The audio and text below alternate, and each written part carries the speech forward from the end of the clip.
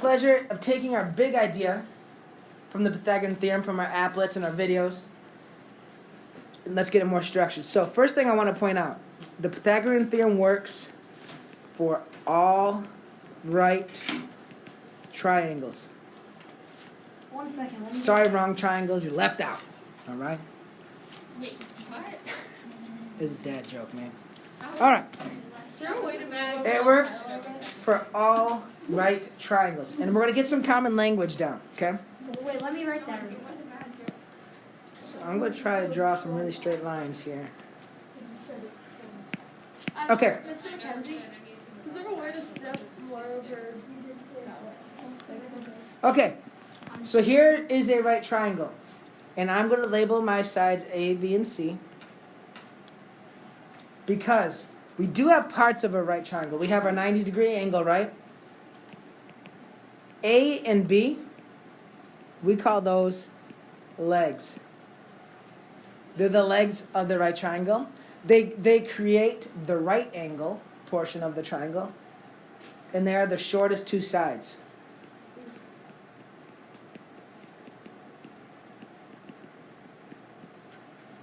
A and B we call those the legs. And they're the shortest two sides. Hold up, let me get that. We're moving a little bit too fast. We have C as well. C gets a very special name. It is called hypotenuse. C gets a special name. It is the hypotenuse, and it is the longest side. And it makes sense it's the longest side. You guys notice it's opposite of the widest angle, right? Which is going to make that part be the biggest spread of your triangle. So the hypotenuse is always going to be opposite your right angle. It's always going to be the longest. A lot of kids call it the slanty side.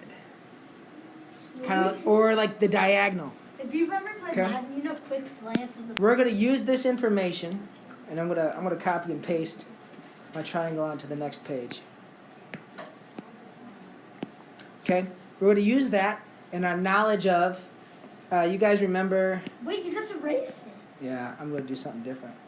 Well, You guys remember from our practice, we took that square, and we took that square, and it made that square. You guys remember that? Well, guess what? That is the Pythagorean theorem. That is an equation. If I square the side with A, and I add it to the side B squared, it always equaled the hypotenuse side squared. That is what you guys all told me, big idea, when messing with the applets, right? So this is the Pythagorean theorem. This is the equation. And what's cool is, even if you didn't have the letter, number, or symbol combinations going, you already knew it. No way. Now, here's the deal. A, B, C. How many of those three things would I need to find A and B. another one? A and B. If I knew A and B, I could find C. No. A and C, I could find B. So, just like any algebra equation, solving for a variable, I need two of the three, right? So keep that right.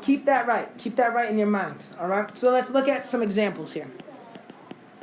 And guys, we have right triangles everywhere. The corners of the door frame, the corner of the room, That's a right? When I make my hand like this, kind of. Right angles are like all over all the time. I look at the windows, right angle, right angle, right angle. Those are not triangles. Okay. Those are squares. Well, you can make a triangle out of the corner. So, What? this is an EX1, example 1. No, I thought example was Okay. G. So, check this out. I'm going to draw a little funky. You know why? Why? That's not a right triangle. Because it's Friday. I'm drawing a little funky because do sides and lengths and stuff change if I spin a triangle all around or flip it? Stay the same. So here's what I know. I know that short side plus short side squared equals long side squared, right? So what information do I have here in my triangle, Tanya? You got the two short sides. Yeah, so which 8 are gonna squared. be 8 and 7. So 8 squared. And here's the deal. If I flip my 8 and 7, doesn't matter one bit. No. No, because the commutative property of addition says order doesn't matter.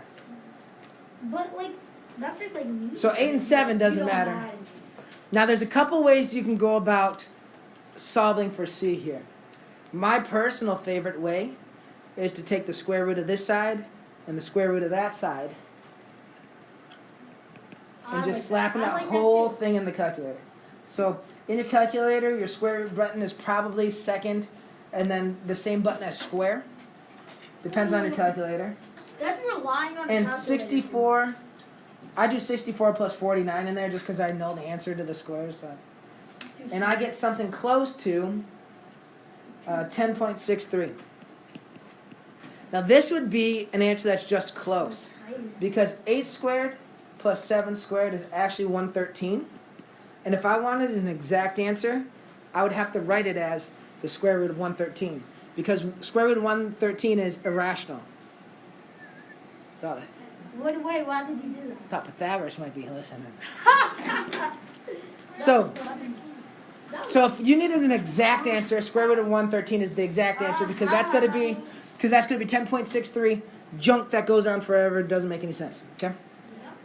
That's the math term for what the irrational stuff. Junk that goes on forever. Pythagorean. So exact, this would be exact and this would be close. Okay? Close. So that's like a standard right triangle here. I want you to try finding the hypotenuse yourself. In example 2. Oh, my calculator. And No, I have your pencil. you've already seen this triangle, but that's a great way to practice using the formula. Wait, Here's what we know. We know short side squared plus short side squared equals long side squared. The information we're given is the two short sides. 81 plus. So some people, I'll show it a different way to solve here. Some people do the 81 plus 144, and they'll get c squared equals 225. You can do that. It's cool. And then you square root to undo the square, and we get another Pythagorean triple, 9, 12, 15. Pythagoras would be happy with this one. Pythagoras is right Okay. there. What if things look a little different?